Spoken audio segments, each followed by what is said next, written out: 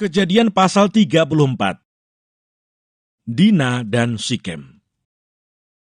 Pada suatu kali pergilah Dina, anak perempuan Lea yang dilahirkannya bagi Yakub, mengunjungi perempuan-perempuan di negeri itu.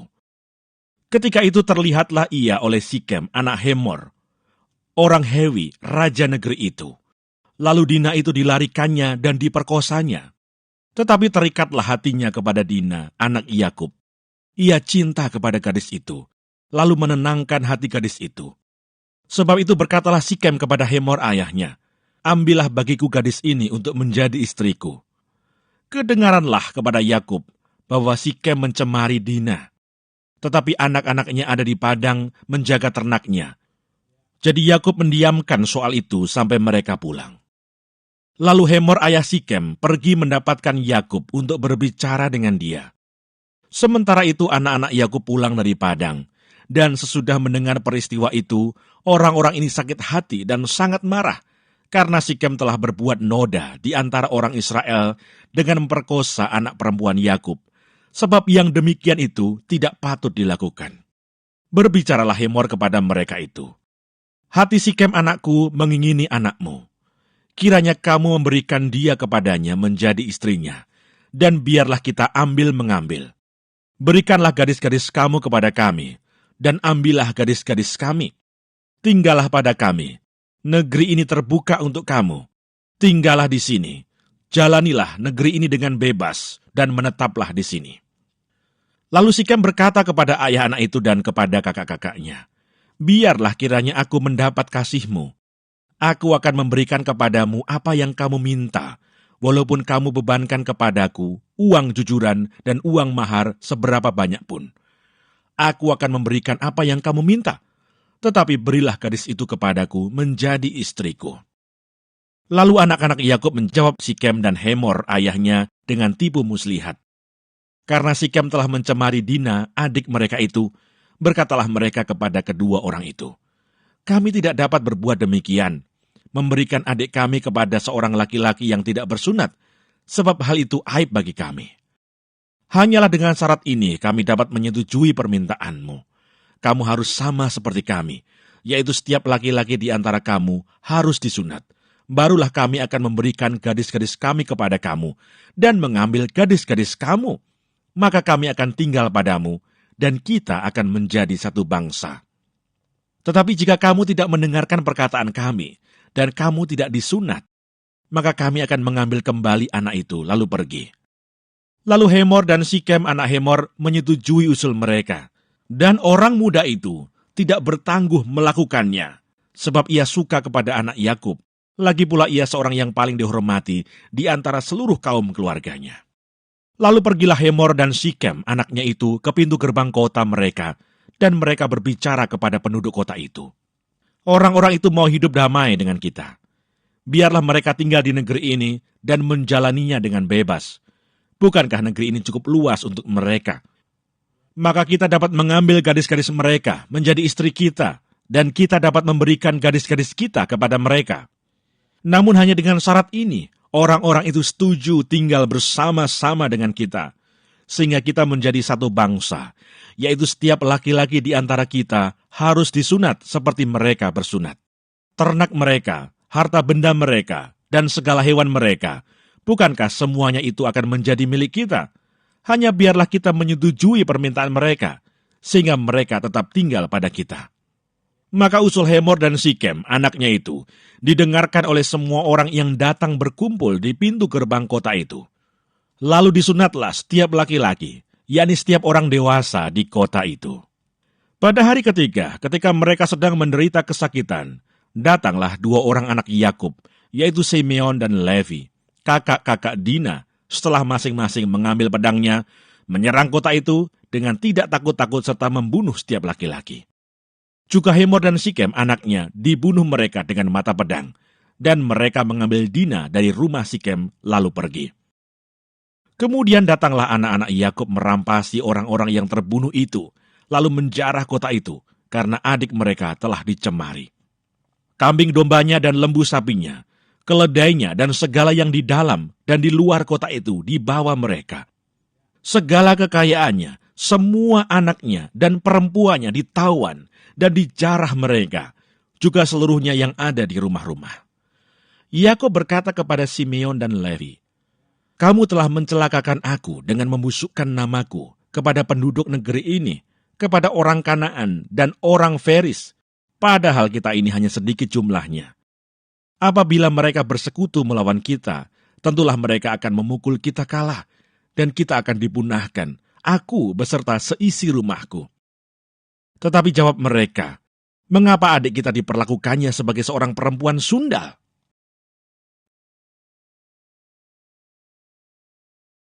Kejadian pasal 35. Yakub di Betel untuk kedua kalinya. Allah berfirman kepada Yakub, "Bersiaplah, pergilah ke Betel, tinggallah di situ, dan buatlah di situ mezbah bagi Allah, yang telah menampakkan diri kepadamu, ketika engkau lari dari Esau kakakmu."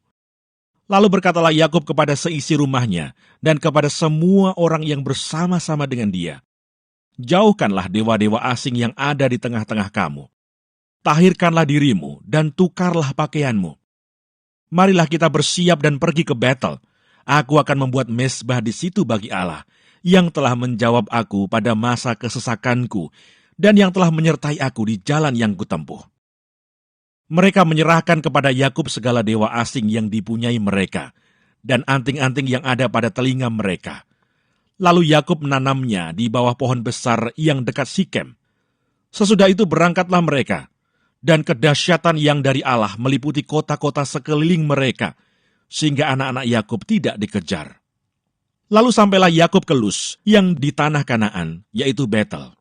Ia dan semua orang yang bersama-sama dengan dia.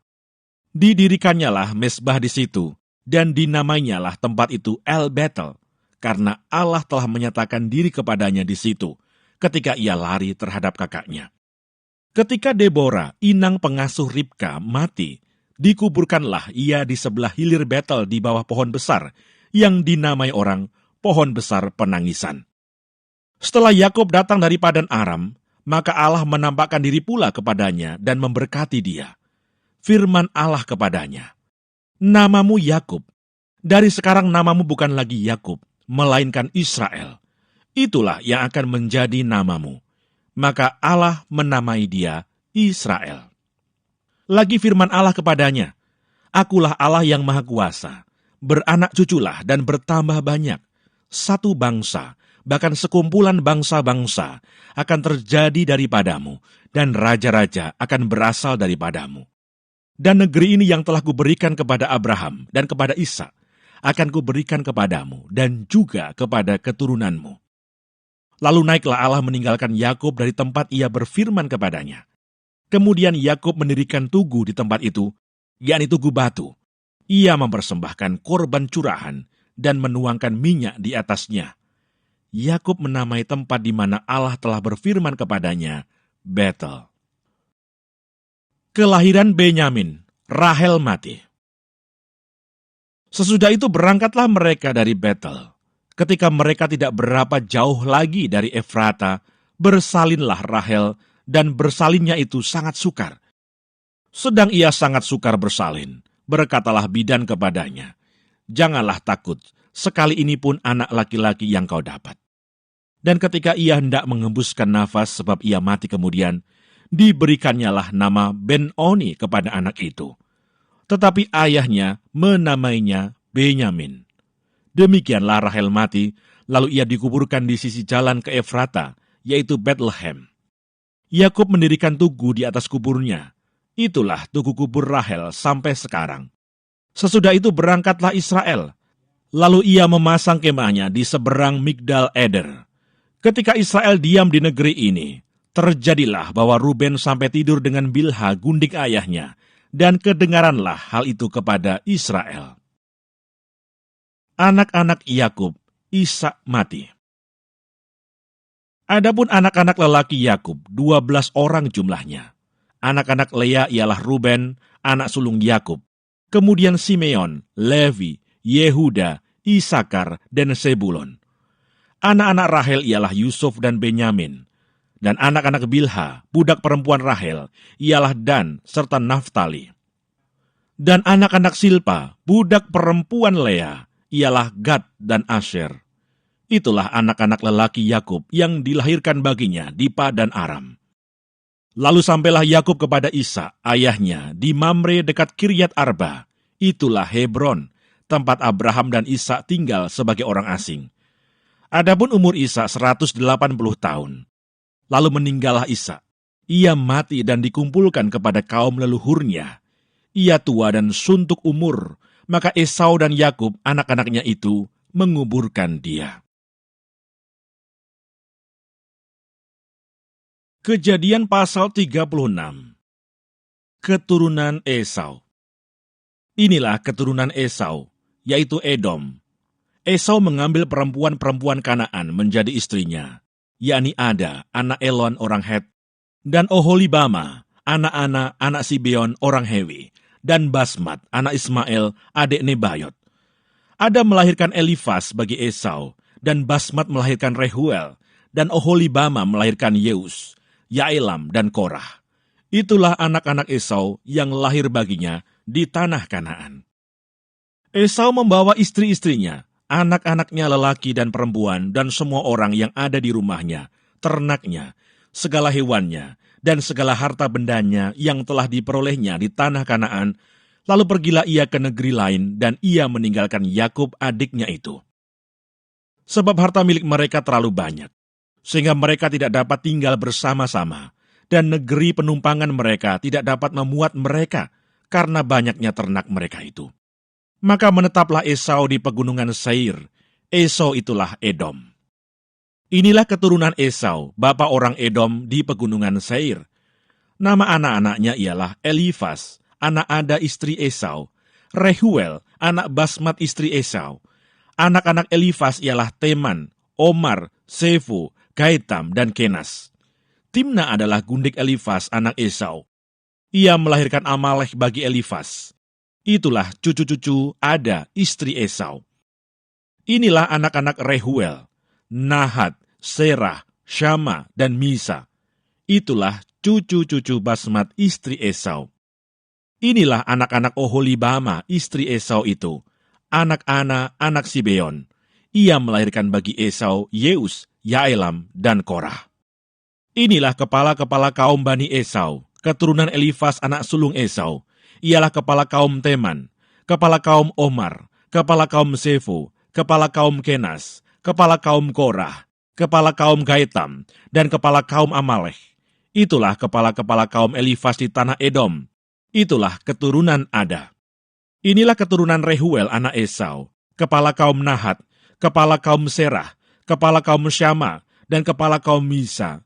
Itulah kepala-kepala kaum Rehuel di tanah Edom. Itulah keturunan Basmat istri Esau. Inilah keturunan Oholibama istri Esau, kepala kaum Yeus, kepala kaum Yaelam, kepala kaum Korah. Itulah kepala-kepala kaum Oholibama istri Esau, anak Ana. Itulah Bani Esau, yakni Edom, dan itulah kepala-kepala kaum mereka. Keturunan Seir. Inilah anak-anak Seir, orang Hori, penduduk negeri itu. Lotan, Shobal, Sibeon, Ana, Disyon, Eser, Disyan. Itulah kepala-kepala kaum orang Hori, anak-anak Seir di tanah Edom. Anak-anak Lotan ialah Hori dan Heman. Dan saudara perempuan Lotan ialah Timna. Inilah anak-anak Shobal, Alwan, Manahat, Ebal, Shefo, dan Onam. Inilah anak-anak Sibeon, Aya dan Ana. Anak inilah yang menemui mata-mata air panas di padang gurun ketika ia sedang mengembalakan keledai Sibeon ayahnya itu. Inilah anak-anak Ana, Disyon dan Oholibama anak perempuan Ana. Inilah anak-anak Disyon, Hemdan, Eshiban, Yitran, dan Keran. Inilah anak-anak Eser, Bilhan, Sya'awan, dan Akan. Inilah anak-anak Disyan, Us, dan Aran. Itulah kepala-kepala kaum orang Hori, kepala kaum Lotan, kepala kaum Shobal, kepala kaum Sibeon, kepala kaum Ana, kepala kaum Disyon, kepala kaum Esher, dan kepala kaum Disyan. Itulah kepala-kepala kaum orang Hori, kaum demi kaum di tanah Seir. Raja-raja Edom. Inilah raja-raja yang memerintah di tanah Edom sebelum ada seorang raja memerintah atas orang Israel. Di Edom yang memerintah ialah Bela bin Beor dan kotanya bernama Dinhaba. Setelah Bela mati, Yobab bin Serah dari Bosra menjadi raja menggantikan dia. Setelah Yobab mati, Husram dari negeri orang Teman menjadi raja menggantikan dia. Setelah Husyam mati, Hadad bin Bedad menjadi raja menggantikan dia. Dialah yang memukul kala orang Midian di daerah Moab dan kotanya bernama Awit. Setelah Hadad mati, Samla dari Masreka menjadi raja menggantikan dia. Setelah Samla mati, Saul dari Rehobot yang di pinggir sungai menjadi raja menggantikan dia. Setelah Saul mati, Baal-Hanan bin Akbor menjadi raja menggantikan dia. Setelah Baal-Hanan bin Akbor mati, Hadar menjadi raja menggantikan dia. Kotanya bernama Pahu, dan istrinya bernama Mehetabel, binti Matred binti Mesahab. Inilah nama kepala-kepala kaum Esau menurut kaum dan tempat mereka dengan nama mereka masing-masing. Kepala kaum Timna, kepala kaum Alfa, kepala kaum Yetet, kepala kaum Oholibama, kepala kaum Ela, kepala kaum Pinon, kepala kaum Kenas, kepala kaum Teman, kepala kaum Mibsar, kepala kaum Magdiel, dan kepala kaum Iram. Itulah kepala-kepala kaum Edom menurut tempat kediaman mereka di tanah milik mereka. Edom ialah Esau, bapa orang Edom.